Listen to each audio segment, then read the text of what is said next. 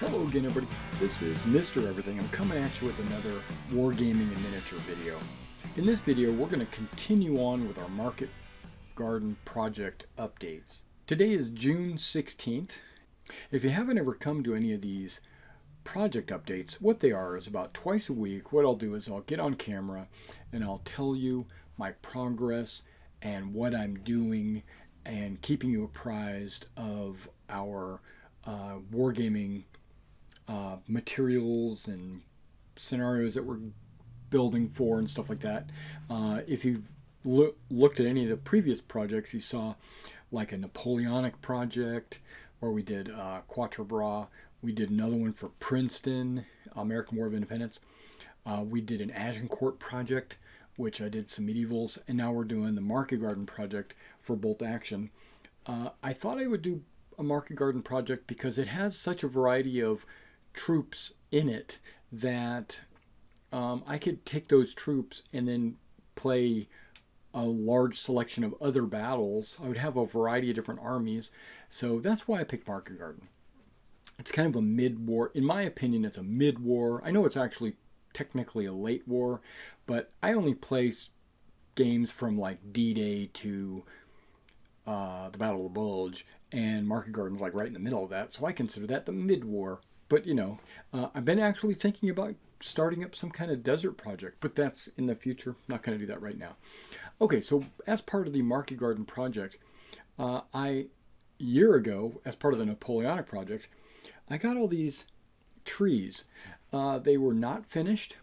I only did a couple of them, and I did some with clump foliage, and the clump foliage started falling off, and as we used them throughout the year, they just started to come apart. Where this one tree, I think it was this tree right here, held its form and it's good to go the whole year. So what I decided to do was mimic this tree design. These are actually all on video being made, so you should check out that video. There's a dozen of them right there. I think I would like to have 2 dozen. So I might buy another packet of armatures, and I would need to get another bag of lichen, maybe another 2 bags of lichen, to build these trees out. And they went together really easily, actually. You know, if I had set my mind to it, I could have done all of those in one day. But I was trying different techniques. Like these 2 here are actually done with a completely different technique. There was some tree foliage netting that I had received through a trade between a friend about 10 years ago. And I said, you know what, let me try it on these trees, because they've been sitting in the garage forever. And they look pretty good. But I still think I like these best. And then I can decide to maybe try some different colors. You know, like this is a brownish earth tone, and this is the green, a really dark green, and these are all light green. Okay, so watch that video. You'll enjoy watching me put them together using lichen and flock and stuff like that. All right. In a previous update, okay, let me just jump to what I've finished. The Fallschirmjägers. Okay, if you've been watching the channel, you noticed that I was painting some Fallschirmjägers. I got the Fallschirmjäger starter army, which came with something like 40 plus Fallschirmjäger troops, including the flamethrower, the sniper, the Panzerschreck, the anti-tank gun, and then of course the troops. And I finished them. Those are all finished, and those are all right here. I don't know if you can see that on the camera, but yeah, they're all right there. Anti-tank guns right there. The anti-tank crew is right here, but there's the mortar, and they don't have a machine gun. I think I need, well, they've got the light machine guns in the squads, but I think I need to get like a Fallschirmjäger medium machine gun. That's what I'm thinking. Okay, they're pretty much done. It came with a Stug and a Hanomag. Those are still in the bags on the shelf over there. I plan to do all 3 of those Hanomags because I have 3 of them. I plan to do all 3 at the same time. The Stug I'll do one night, the Cromwell I'll do in one night, the Sherman I'll do in one night, just so that I can show you me putting those together and then priming them. And then maybe later when I go into actually painting them, we'll videotape that as well. Oh yeah, and I have a British Humber, Lee's Humber, Lee. No, it's not Lee. Not Lee. I had to go grab it just to see. I got Brigadier Joe Vandeleur's Humber. Okay, so that's going to be done. I'm probably going to do that about the same time I do my 30th Corps guys, the Commonwealth British. I haven't got any of those done, so that's something that I'm doing. Okay, the next group of figures I'm going to be working on are these right here, which is a bag of 30 American infantry, and then the 81 millimeter mortar. So these guys right here, I've already got them picked out, like how I'm going to organize it and stuff. They're going to be small squads because there's only 30 of them. It came to my conclusion that just one box set of 30 isn't enough to do anything. You gotta add some stuff. You gotta have a leader. You gotta have the squads. If you had 3 10-man squads, there's 30. Then you have nothing else. But you have to have a leader and 2 squads to start your army. And then, but those squads can be as low as 6 men, because the Americans have 12-man squads. So you could do, and I couldn't do 3 12-man squads. That'd be 36. So I can't do 3 full-size squads. So I'm going to do 3 small squads, 6 to 8, something like that, and then throw in a leader. And then I want to, each one of these sprues comes with a bazooka. So I'm going to do 2 bazooka teams, because that's what's allowed in the army. And I'm going to do a medic, because in the sprue, one of the arms is carrying the medical pouch. So I figured, why not do a medic? So I think I need a couple more sprues of those just to flesh them out. Each sprue comes with a BAR, and so I'm going to put a BAR in every squad, basically, right? But this group needs like more machine gunners, maybe some real leaders, maybe some, I don't know, observers. I'm not sure exactly, but I'm going to paint them up like 101st or 82nd glider troops, because the gliders wore the regular line infantry uniforms. They didn't wear the jump uniforms. So this is a perfect addition for the Americans in Market Garden, because there was gliders and paratroopers. Now, the 82nd gliders didn't come in till like 3 days later. The 101st gliders landed on day 1. So, and I've got a bunch of 101st patches, but I don't know if I'm going to put them on them. I just want to, because at some point I might want to use them as just regular infantry, like D-Day beach landing type infantry or whatever. So I'm just going to paint them up like normal infantry guys, and then we're going to, use them as gliders. Okay, so that's that. That's that. The British, the Fallschirmjägers, great. Okay. Just as a note, as you've noticed, you've been watching me, I've been using this Battlefield grass green for a while now. I used it to mount all of my Agincourt models Battlefield grass green. I rebased all of my 101st paratroopers Battlefield grass green. I did not rebase the German Grenadiers, but I did add about half a dozen Grenadiers using this. All the Fallschirmjägers are used this. Okay. Now, having said that, and I've only purchased one of these tubs. I have not gotten multiple tubs. I'm looking at, I don't know if you can see the level that this is at, it's still up to there. I only used maybe 1/3 of this, maybe not even that much. And I'm excited of the way this covers the bases and the way this it's long lasting. This is definitely worth the purchase. It was like $5. I think I'm going to buy another one. I'm going to get another one just so I don't run out and then don't have it.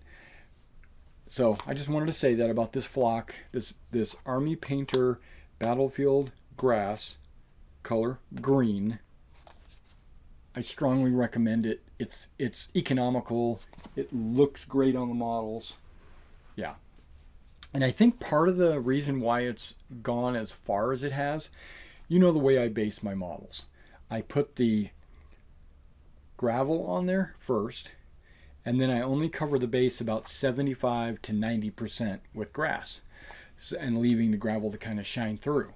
So that's probably extended the life, and that's exactly why I do that, and it looks better. Okay. Next big project. Well, you know this is this project. I have SS. I'm going to paint those with the P dot camouflage. Not today. I also have British paratroopers in there. I'm going to paint them up just like, what is it, the first para that dropped in Arnhem. And maybe some of them I'll paint them as Polish just for variety.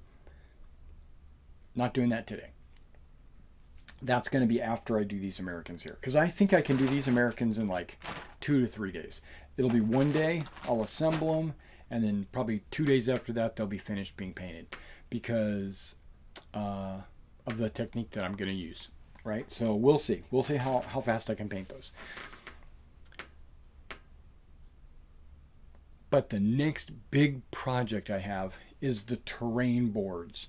Okay, if you've been watching the stream, the channel, you've seen me say that I'm going to get the Sarissa Precision game tiles, right?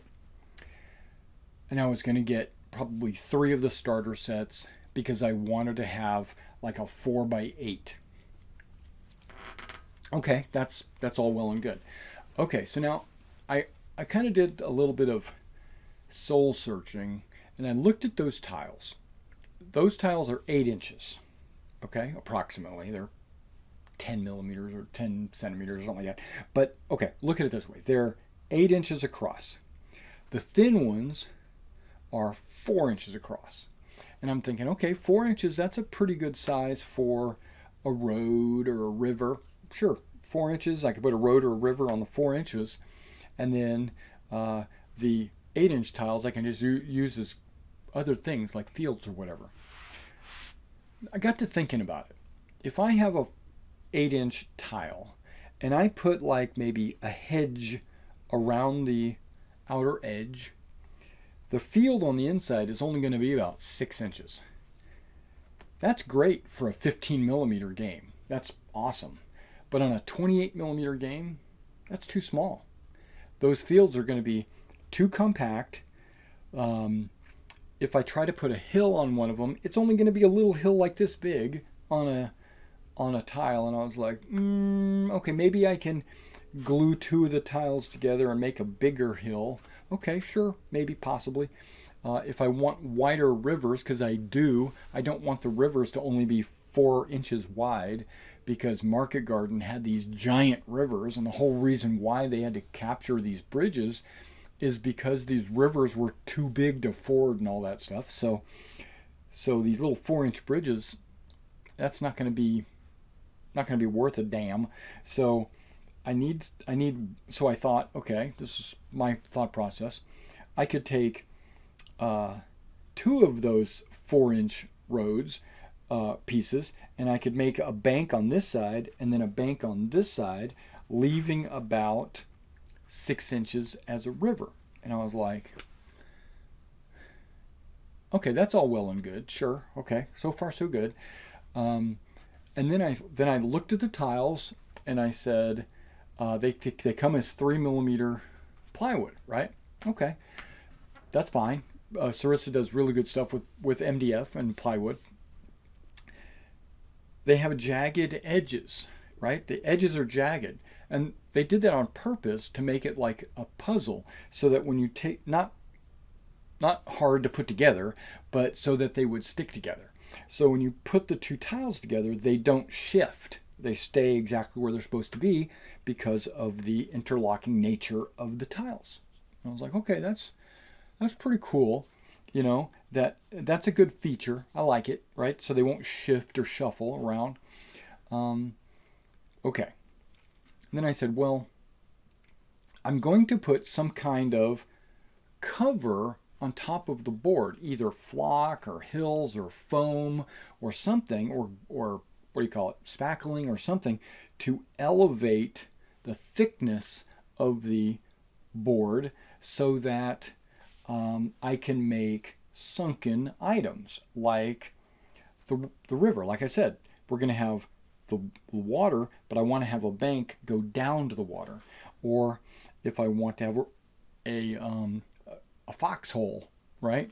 I could cut or into the covering, whatever I'm going to use, and be able to put a figure down inside this. Even if it's only super shallow, at least it'll give that illusion that it's a deeper hole. Plus I can build up the edges to make it even look even deeper.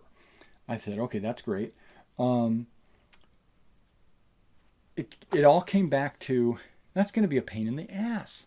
Because what I'm going to do is I'm going to put a cover on top of this board, and then I'm going to have to, because my plan was to use a layer of cork board, right? And I said, okay, well, I went to the hobby shop here locally, and I found they've got this 2-foot wide by 4-foot roll of cork for like $15. And I was like, that's good. I just get like 3 of those and it'll cover the entire table. But then I thought about it and I said, it won't cover the entire table. It won't, because I'll be putting it on these tiles and then I'll have to cut around those jagged edges, and I'm going to have to do it perfectly if I do any overhang and cut down to the proper size or whatever. That's wastage. That's going to cause me issues later with covering. So I said, okay, maybe 4 rolls. 4 rolls, that's like $60. No problem, right? I'll be able to just I'll have extra. So if I want to stack them, maybe make some hills, maybe make some, when I make the craters go into the cork, I can use some of that extra cork around the outer edge to kind of make a mound. And this is 3mm cork, or 1/8 inch cork board. So 1/8 inch is about the thickness of one of these bases, right? A bolt action base, approximately. Not going to work. No. I came to my senses. Okay. So I was looking around. Haven't given up the idea of making some tiles. I have given up on the idea of using these tiny little 4-inch squares, 8-inch square, 4x6 inch, 4x8 inch square, jagged edge Sarissa tiles. They're not big enough. They're just not big enough. So I went to Midwest Hobbies. Midwest makes some plywood for railroading, hobby, universal usage, basically. They make these 1/8 inch plywood tiles that are 12 inches by 12 inches. And it says on the packaging, precisely cut. Well, we'll have to see that. But it says 12 inches by 12 inches. Okay, so what I'm thinking to myself is, and they come in packs of 6 for about $10 or something like that.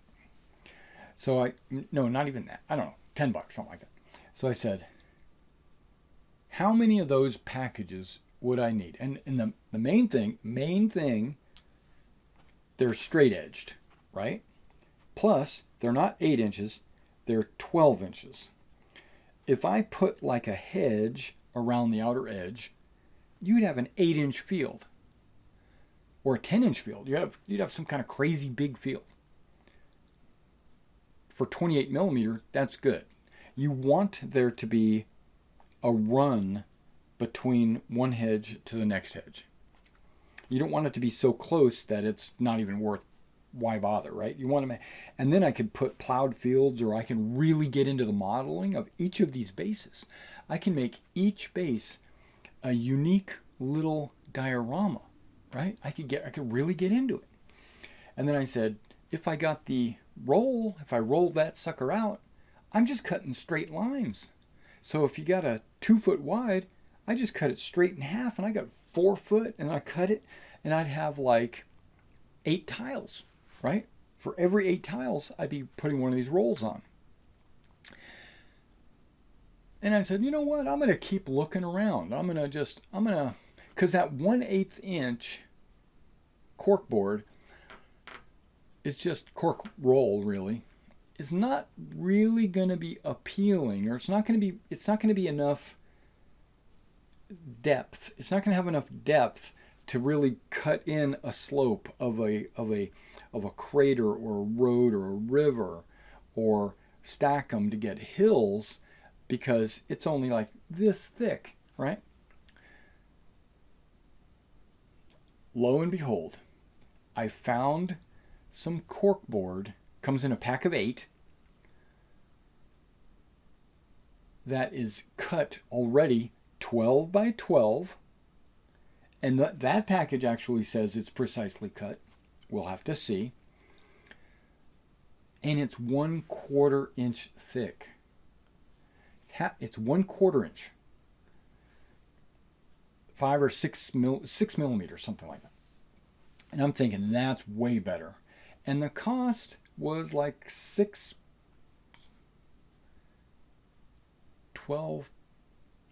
for 8 of them, right? So it's cheaper than the roll. I don't have to cut it, and it's twice as thick. I went with that. And so those are going to be approximately this thick, except it's light tan. It's not this dark brown like this, but they're going to be about that thick. And I'm going to take this corkboard, not this corkboard, but the corkboard that comes in, and I'm going to put one on every tile. That's the default. But then I looked. Lo and behold, they've got these 6-inch by 12-inch plywood as well. And so I said, oh, perfect. I got a 6-inch wide, 12-inch, which matches the 12 by 12s. And if I put 2 of them side by side, that would match a actual tile. But one of them, and then I could just spread the tiles, of course, that could be a road. 6 inches is a good amount of space. I think all my other roads over there are 6 inches. They might be 4 or 5 inches. But a 6-inch road gives me a road in the middle, which I can make sunken if I want with the tile. But the tile on the edge of that 6-inch needs to be this high, just so that when I take 2 pieces of tile and bump them up together, it'll be flat, it'll be smooth. Same thing with the rivers. I'll have tile this high along the outer edge, and then it'll bank down to the bottom of the river. Now I'm looking at a 6-inch wide river. That's still not big enough. But I thought to myself again, if I make a river with a bank on this side, and then another one over here with the bank on this side, I could have like a 12-inch wide river. I could use some of those individual 12 by 12s as rivers. They would be 12-inch wide rivers. And to cover the length of the table, I only need 6 of them. To cover the width of the table, I only need 4 of them, because I'm only aiming for a 4 by 6. And then I just have to make sure I have a bridge that lays out the right way, maybe make one of those tiles that's a river also have roads on them or something. I don't know. But I'm thinking that I've already ordered it. It's pending. So I'm just waiting for them to ship them. It's probably going to be a couple of weeks before I get them. But when I get those, I'm going to enjoy building up some terrain landscape. Okay, I'm still putting trees on top of the table. I thought about it. I thought about making one of those tiles like a wooded area and actually putting the trees directly into the table. That would be just too insane, because then you can't move the trees around when you need to, unless I had holes. Mike suggested taking these armatures, and they come with these little tile bases, and then or the trunk bases. Glue that on the board, and then you can just plug a tree into there and pull it out. But I don't think that would look as good as something like this that I can just move around. Okay, so now since I've got a 12-inch by 12-inch landscape to work with, I can make. Now this is my struggle. The river, no problem. Roads. I thought about this. I don't think I want to put the road on the 12 by 12 tile. I think I want to put the road on the 6 by 12 tile. And then, but if I ignore that whole concept and just put the roads on the 12 by 12s, then I can start to have roads going at an angle, at a 45, right? Because if I only put it on the 6 by 12, I'm only going to have roads lay perfectly this way or perfectly this way because of the way the tiles are. I'm not going to be able to do any curving roads or angles, so I think I might have to do roads on the 12 by 12s. Same thing with the rivers. I'm thinking I need to put them on the 12 by 12s and then figure out a way to make them geomorphic so that I can pair them up with other roads and rivers. And that's where the rub is coming. I'm trying to figure out how I'm going to do that. But I ordered enough 12 by 12s to do 5 by 6, right? So that's 30 tiles. But then I also ordered enough single tiles that if all I was using was single tiles, it would cover a 2 by 6. And then I don't know. I think rivers, they might be okay. Roads might be okay too. It just depends on how we play it. I want to have some roads go off at an angle and some roads go straight. I would like to have some curving roads. So I'm going to have to try to figure out how I'm going to do that. Some of the roads might be on the straightaways, and then some of them might be on the curves or on the big pieces. So I might, and yeah, so that's where my mind is going right now. I'm trying to gauge it. But the point is, I'm going to have a lot of working room to make elevated or sunken or dug in things, and they're all going to be flat. So I'm going to be able to just lay them out, and each one is going to be big enough to actually do something in 28 millimeter. Like I could make one of them a cemetery. I can make one of them plowed fields. I could put one of them has a bunch of shell holes in it. I can make one of them with crop fields, like crops. I could make one of them with a pond, or I can make one of them with maybe, who knows, just plain flat grass. I could do that. Who knows? Maybe a creek, maybe a river, maybe a coastline.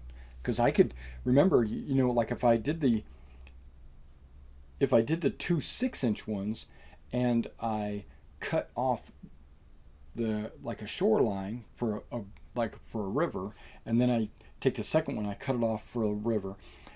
That's great for a 12-inch wide tile with a river running through it. But what if I took one of these sides off and I put a tile of nothing but water, right? Because then I would have a sunken coastline and then a lot of water. And then I could put a river up over here, so I could actually make my rivers wider if I do it that way, you know? Or I could have like a beach line or something. That's my whole idea, is I'm going to have a bunch of these tiles. That bottom shelf down there, which I think I put on camera, I did.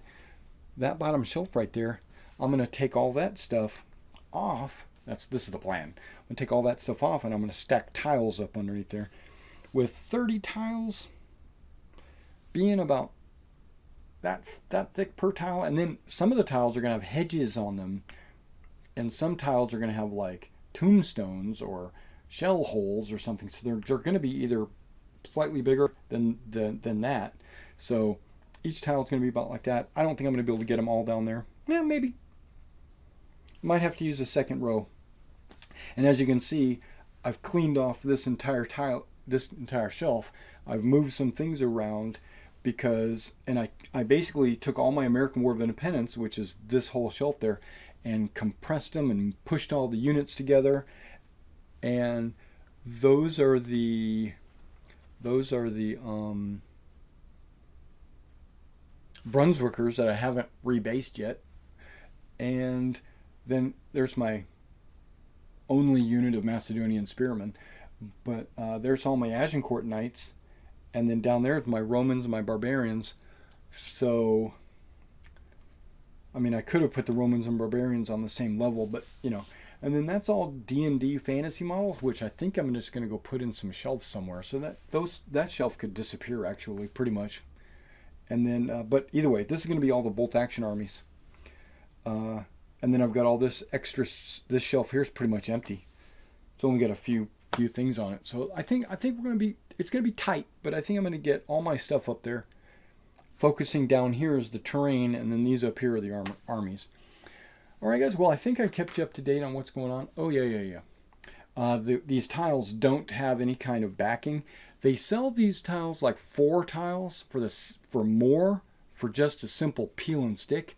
I wasn't going to pay $23 for 4 tiles just to get peel and stick. I'm going to spray and stick. You know what I mean? All right, guys. Thanks for coming out and checking out this video. And I'll see you later.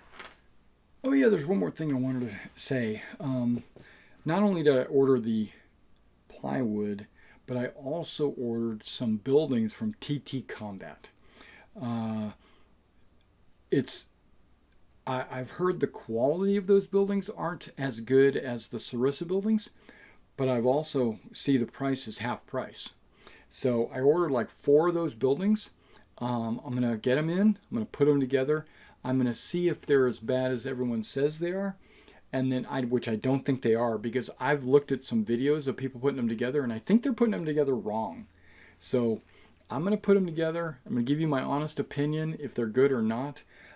If they take a little bit of extra effort to cut, to trim, or if I need to like seal an edge or something, add a little flock here and there, it'll be worth it. Because for £7, I'm getting a giant 28 millimeter building. For, I think it was £14, I'm getting like a church. Finally, I don't have any, but finally a centerpiece. I think I ordered the hotel too. I don't think so, but this is just my initial. I bought, 4 or 5 buildings from TT Combat at £7 a piece. I'm willing to experiment to find out if they're good or not, if I need to modify them. And then I went to Foreground, and I was going to get some detached houses and some rubbled buildings, because those buildings look really good, but they also have a price tag on them. So I don't know. Knowing that I need about 15 buildings for my market garden games, I don't think I want to pay £50 for a building. Not when I need 15 of them. That's like £500 plus for buildings. Now I've already got, and that's why I've got the camera positioned this way, so that I can show you. I've already got like 8 buildings up there, or 6 buildings. Wait, 4, 5, maybe only 5. Okay, so I got like 5 buildings up there, and then I've been using these American War of Independence buildings, which are out of place, but I've already got 5 buildings. So I only need about 10 or 11 more buildings. I could make some, scratch build them, but for £7, I don't have to scratch build. And if they don't fit together properly, it's kind of like scratch building anyway. And the materials, £7 just covers the materials pretty much. I'm super okay with that. So I ordered like 5 or 6 of those buildings, maybe 4 or 5 of those buildings, just to see. Now I'm going to order the Sarissa, what's it called? Suspension bridge, because I need an actual suspension bridge. I've got like 3 other bridges, but they're different eras, they're different styles. I need a suspension bridge. I thought about scratch building it, but with all these other projects going on, I don't really have time to scratch build. I wish I did. And with all the tiles that I'll be making, I'll be scratch building every single one of those tiles. So let's figure it out. All right, guys. Now I'm really finished. All right, you guys have a great night. Catch you next time.